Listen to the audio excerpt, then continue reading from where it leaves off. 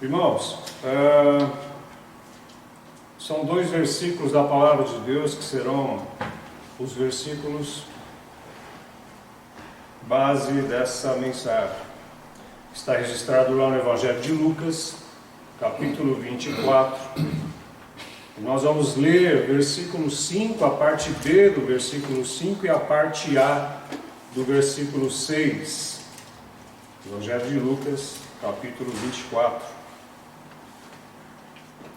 Versículo 5, a parte B dele e a parte A do versículo 6.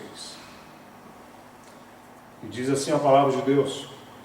Essa passagem também está registrada no Evangelho de Mateus, lá no capítulo 28, apenas para você depois também ler a palavra de Deus. Está registrada também no Evangelho de Mateus, está registrada também no Evangelho de Marcos, Mateus capítulo 28, Marcos capítulo 16 e João capítulo 20. Mas nós vamos ler esses dois versículos da palavra de Deus aqui em Lucas. Diz assim a palavra de Deus, a parte B desse versículo: porque vocês estão procurando entre os mortos aquele que vive? E o versículo 6, a parte A: ele não está aqui, ressuscitou. Aleluia.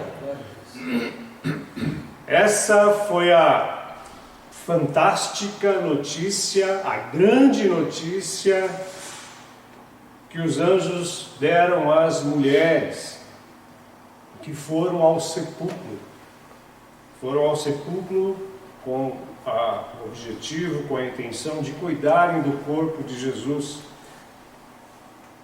Cuidar, ungir o corpo de Jesus. Isso era um costume da época, e também, além de um costume, isso era um gesto de amor, um gesto de carinho, de consideração por aquela pessoa querida que havia falecido. Essa foi as boas novas que estão registradas nos 4 evangelhos. Porque vocês procuram entre os mortos aquele que vive, ele não está aqui, Jesus ressuscitou. Isso aconteceu no domingo bem cedo. Domingo bem cedinho, as mulheres foram até o sepulcro para cuidarem do corpo de Jesus. E eu quero fazer aqui uma menção muito pequena, rápida, de um registro de um teólogo já falecido, que o pastor Hernandes Dias Lopes registrou em um dos seus comentários do Evangelho de Marcos. Essas mulheres foram as últimas a saírem do Calvário e as primeiras a chegarem ao sepulcro. Impressionante, né? Mas, queridos, a princípio, e como o pastor José Paulo já falou na introdução, a princípio, tanto essas mulheres que acompanharam o Senhor Jesus em boa parte do seu ministério, quanto aos discípulos, que por sinal eles nem foram com as mulheres, eles ficaram em outro lugar, conforme o versículo 11, tanto essas mulheres como os discípulos, eles não nutriam a expectativa da ressurreição neste momento em seus corações. Eles estavam abatidos, eles estavam lamentando, eles estavam tristes, chorando, porque o Mestre, o Senhor Jesus, não estava mais com eles. Havia esse clima de abatimento, de desânimo, uma falta de consolo naquele momento, a tal ponto que os anjos precisaram lembrar as mulheres, eles precisaram lembrá-las de que o próprio Senhor Jesus tinha dito a elas e aos discípulos, a eles também, que isso haveria de acontecer. Aleluia. Conforme o versículo 6 e o 7. Ele não está aqui, ressuscitou. Lembre-se do que ele disse quando ainda estava com vocês na Galiléia. E o versículo 7.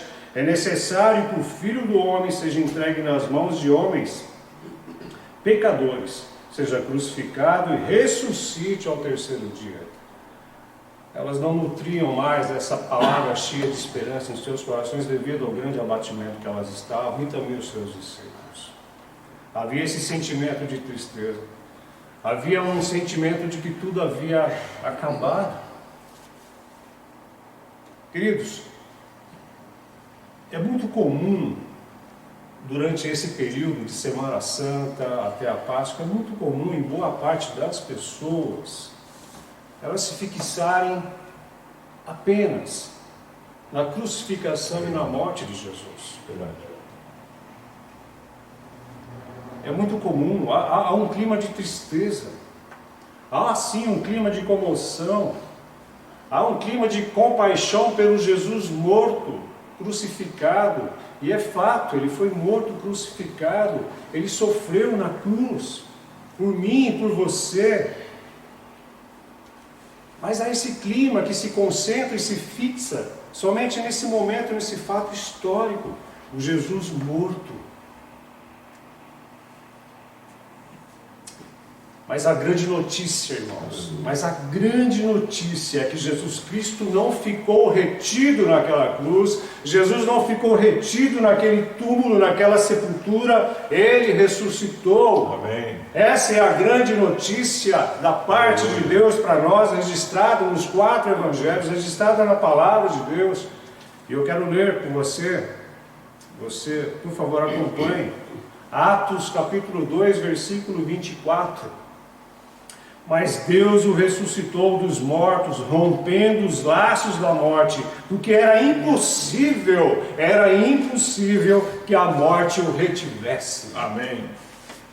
Jesus não está mais retido naquela cruz, Jesus não está mais retido naquele túmulo, Ele ressuscitou. Ele ressuscitou. Glória a Deus. Aleluia, glória a Deus. Que pena que muitas pessoas ainda se recordam, se lembram apenas do Jesus Cristo morto naquela cruz. Como se ele tivesse ficado retido ali na cruz. Que a palavra de Deus nessa manhã nos encha dessa alegria e dessa esperança. É essa palavra que habita no meu e no seu coração. Queridos, se Cristo não tivesse ressuscitado, a morte teria vencido, a morte teria a última palavra, que conforme Paulo em sua carta aos Coríntios, primeira carta de Paulo aos Coríntios, capítulo 15, versículo 14 até o 19, Paulo diz assim: se Cristo não ressuscitou, é vã a nossa pregação, se Cristo não ressuscitou, é vã a nossa fé. Se Cristo não ressuscitou, é falso o nosso testemunho. E se Cristo não ressuscitou, nós somos os mais infelizes, os homens e mulheres mais infelizes deste mundo. Mas louvado seja Deus, Amém. Louvado seja Deus, porque a morte foi vencida. Amém. Ela não tem mais a última palavra. A cruz e o túmulo não são o fim, a cruz e o túmulo são um novo começo. Cristo ressuscitou, essa é a verdadeira Páscoa. Amém. Aleluia. Louvado seja Deus por isso, louvado seja Deus. Irmãos, a cruz não é mais um instrumento de condenação e morte. Jesus a transformou no meio de redenção e salvação. Esse é o desfecho da cruz. A cruz, de um símbolo de condenação e morte, ela foi transformada num símbolo de esperança, de vida, vida eterna, de redenção. Eu quero convidar a você a ler a primeira carta de Pedro, capítulo 1. Aliás, primeira carta de Pedro, capítulo 3, versículo 18. Primeira carta de Pedro, capítulo 3, versículo 18, que diz assim: pois também Cristo sofreu pelos pecados, uma vez por todas, o justo pelos injustos. Ele conduziu, para nos conduzir a Deus. Cristo sofreu pelos pecados, uma vez por todas, o justo pelos injustos. Para quê? Para nos levar a Deus, nos reconciliar a Deus, conforme nós cantamos agora há pouco aqui. Irmãos, na cruz, Jesus morreu para nos levar, nos conduzir a Deus. Ele morreu no meu lugar, no seu lugar, satisfazendo assim a justiça divina. Esta é a centralidade da cruz e a realidade da ressurreição para nós. É a centralidade da cruz e a realidade da ressurreição. A cruz de Cristo e a sua ressurreição é o coração da fé, é o coração do cristianismo. São as colunas da fé cristã. A nossa fé e a nossa vitória, ela está alicerçada, ela está firmada, ela está fundamentada na morte de Jesus na cruz e na sua ressurreição. Isso é o cristianismo, é isso que cremos, é isso que pregamos, é isso que vivemos, e é isso que nós continuamente vamos continuar fazendo, para a honra e glória de Deus, nosso Senhor e Salvador Jesus. O Cristo que nós adoramos, o Cristo que nós cremos, o Cristo que nós anunciamos, é o Cristo vivo. Amém. É o Cristo vivo, ressurreto. A ressurreição de Jesus nos garante a nossa vitória. A vitória de Jesus nos garante a nossa vitória. É verdade. Conforme, e eu vou ler com você, o Evangelho de João, capítulo 11, versículo 25. A ressurreição de Cristo, a vitória de Cristo sobre a morte, é a nossa garantia da nossa ressurreição e da nossa vitória, garantia de vida eterna, de uma nova esperança, de um novo e vivo caminho. Aleluia! O próprio Senhor Jesus disse isso lá no Evangelho de João, capítulo 11, versículo 25 e 26. Disse-lhe Jesus: eu sou a ressurreição e a vida. Aquele que crê em mim, ainda que morra fisicamente, viverá para sempre, viverá eternamente. E quem vive e crê em mim, não morrerá eternamente. E Jesus lança uma pergunta no final dessas duas passagens: você crê nisso? Falando com Maria e Marta. Aleluia! Nós cremos nesta verdade, nessa promessa, que nem a morte pode anular. A morte foi vencida na cruz. Ela não tem mais a última palavra. A última palavra que prevalece é a palavra de vida, vida eterna. Essa é a esperança, essa promessa para mim, para você, para todos nós em Cristo Jesus. Essa é a verdadeira Páscoa. Louvado seja Deus. Eu quero também ler a segunda carta aos Coríntios, capítulo 4, versículo 14. Segunda carta aos Coríntios, capítulo 4, versículo 14. Diz assim a palavra de Deus: porque nós sabemos que aquele que ressuscitou o Senhor Jesus dentre os mortos, também nos ressuscitará e nos apresentará com vocês. Essa é mais uma promessa de Deus para nós, para mim, para você. Por isso nós celebramos a Páscoa, a ressurreição do nosso Deus vivo e verdadeiro. Palavra de Deus cheia de promessas, palavras de esperança para mim, para você.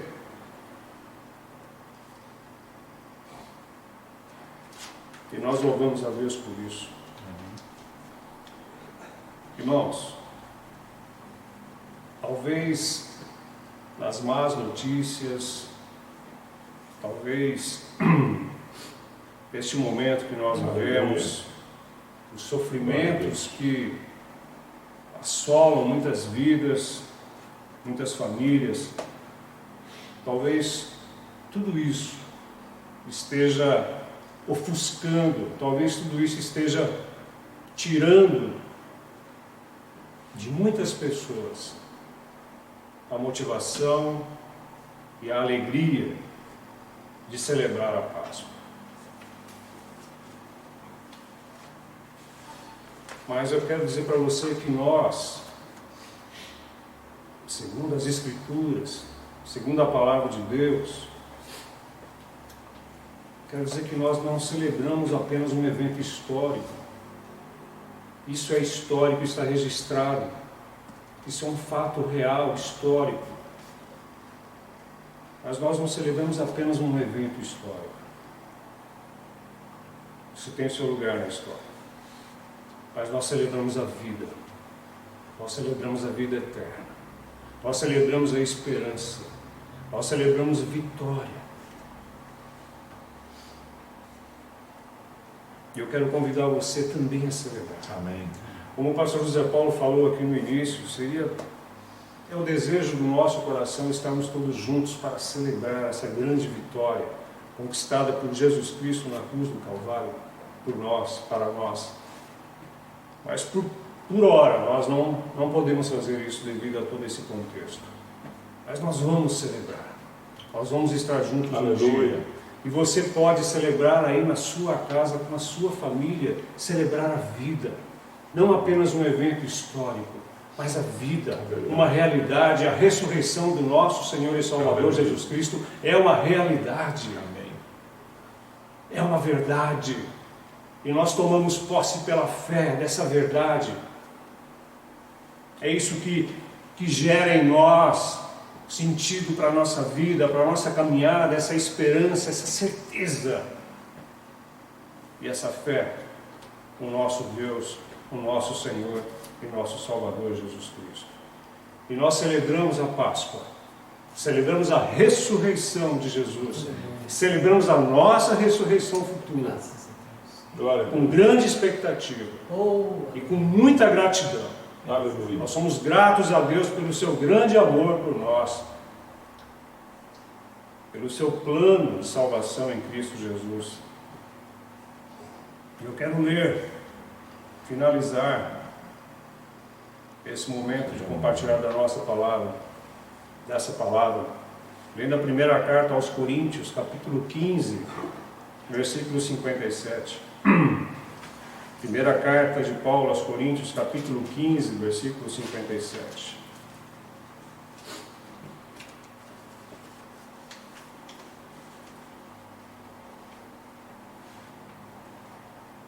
Mas graças a Deus, que nos dá a vitória por meio do nosso Senhor Jesus Cristo. Aleluia. Mas graças a Deus, que nos dá a vitória por meio de nosso Senhor e Salvador, Jesus Cristo.